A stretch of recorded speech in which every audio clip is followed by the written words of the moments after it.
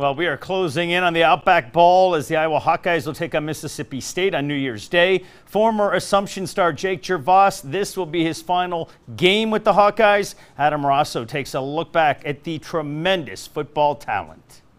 Jake Gervase is on the verge of his final game as a Hawkeye. But long before he was the team captain and the team's leading tackler, he was turning heads here at Davenport Assumption in the Little Knights feeder program. He expressed a desire to be a great player from a pretty early age. Wade King coaches football at Assumption High School. He says Gervase grabbed his staff's attention because of one particular trait. A very competitive kid, and you know, he kind of carried that into high school. That passion for the game helped make him a two-way starter as a sophomore. Even when he was a younger player, you could see he was the guy that took charge and was going to lead, and he was just wired to be successful. Former Hawkeye Joe Conklin was an Assumption defensive coach during Gervase's final 2 years.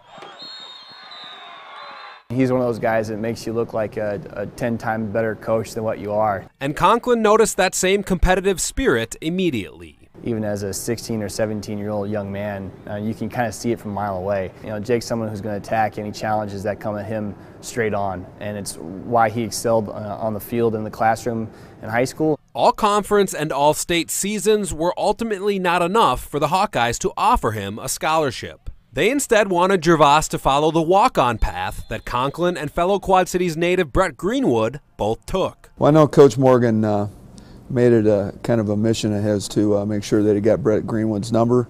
I think he reminded him a lot of Brett, you know, similar kind of player in high school, just an overachiever. It took a couple years for his career to get going in Iowa City, largely because of injuries. A lot of people would have folded up shop and said, hey, this isn't for me, I'm going to focus on academics. And he's a guy that continued to work hard every day and put himself in a position to have success on the field as an individual, but certainly as a teammate. But Gervase persisted toward his ultimate goal of being a contributor for the black and gold. Never really wavered from what I saw. I'm sure he got discouraged at times, but he just kept at it, and man, time flies. It's amazing what happens when you stick to something and you're willing to work hard and do all the little things the right way, you know, day after day, month after month, and now he's found himself here, and he's deserved every bit of it.